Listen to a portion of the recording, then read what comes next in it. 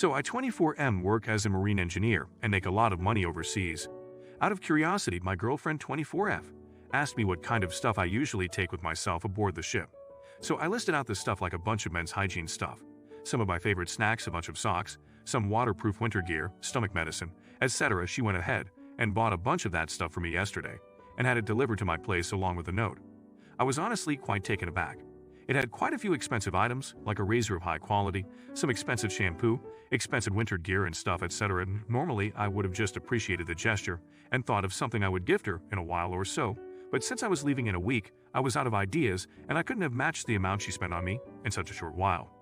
Meaningfully, so I took her out to dinner, thanked her for all that. I actually needed to buy quite a bit of that stuff, and then proceeded to wire her the bill amount the next day.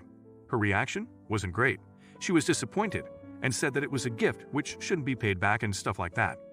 I felt quite bad, but absolutely refused her from paying any of that money back.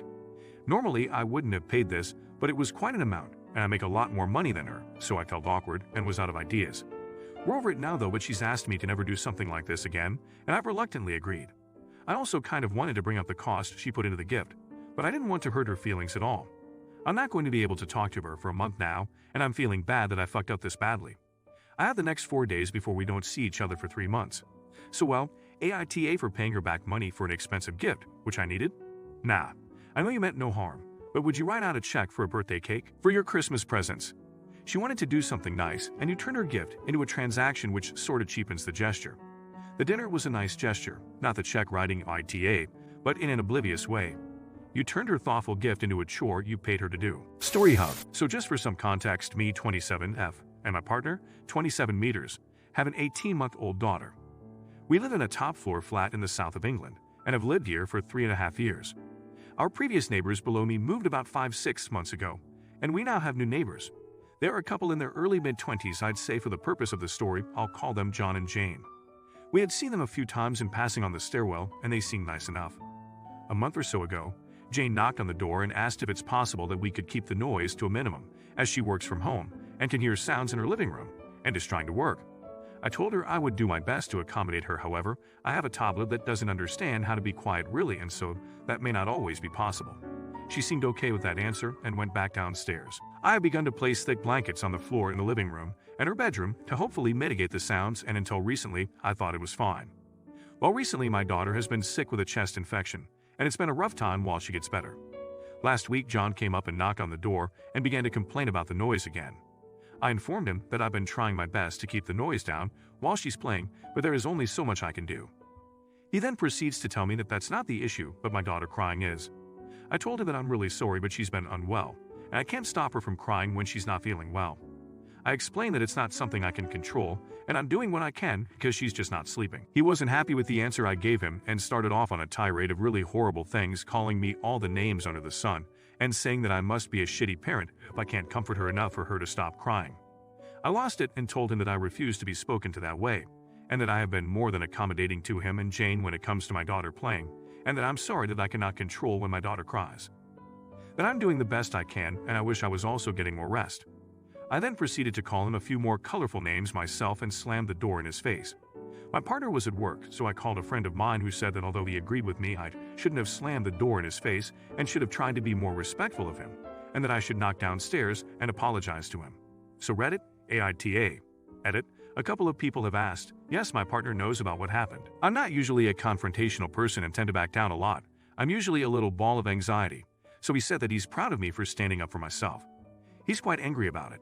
He asked me not to talk to either John or Jane because, in his words, they don't deserve to talk to you or our daughter. He wants to get the police involved and was waiting on me to decide what I want to do. Also, I will send an email over to the letting agent and block management to let them know what's going on. Thank you, the people who wished my daughter well. We took her back to the doctor today, and she has been given some antibiotics to hopefully help clear the infection, so her breathing should start to get better soon. She's currently cuddled up with me watching some Bluey before I attempt to get her to eat some dinner.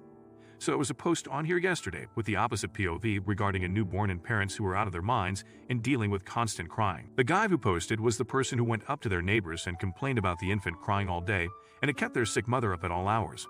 He then proceeded to berate the mom because, in his opinion, she wasn't doing enough.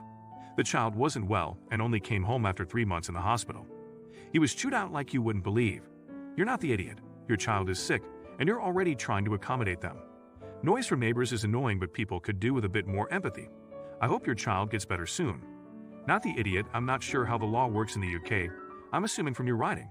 But in the US, the law states that children are expected to make noise, and that as long as it is normal noise for a child, not bowling or playing a full drum kit, for example, just walking, crying, running, playing, then there is nothing anyone can do, and people acting like your neighbors are actively harassing you. Children are not expected to sit quietly and do nothing. They are children. There is some noise involved with their existence. I suggest looking into your local law, find out exactly what it is, and armed with that information, go to your landlord about them harassing you, and don't answer the door to them anymore. If you're enjoying the video, don't forget to subscribe. My ex has been telling our children that he's going to bring me home so we can be a family again.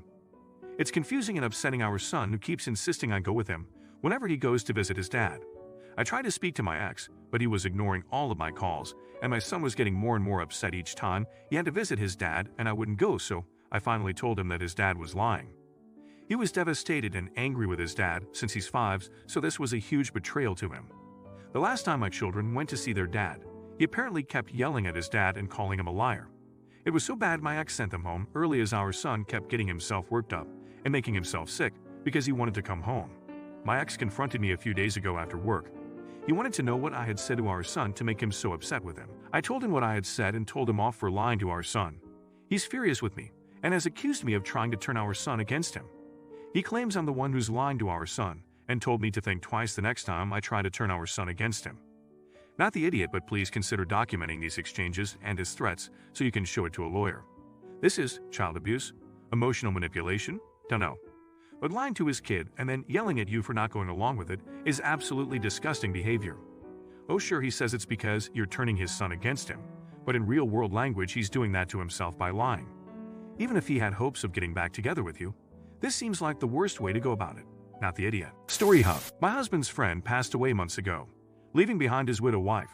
My husband considered him a brother, and so he began offering help to his widow and showing up literally every weekend. That's when he's off work, to help her with everything. It didn't bother me. I mean, not much, but still. Now he told me that it'd be nice if we invite her to Christmas dinner with us, since she has no family and other friends are busy. I refused, but he insisted, saying it means so much to her, especially since this is her first Christmas without her husband, and we should comfort her.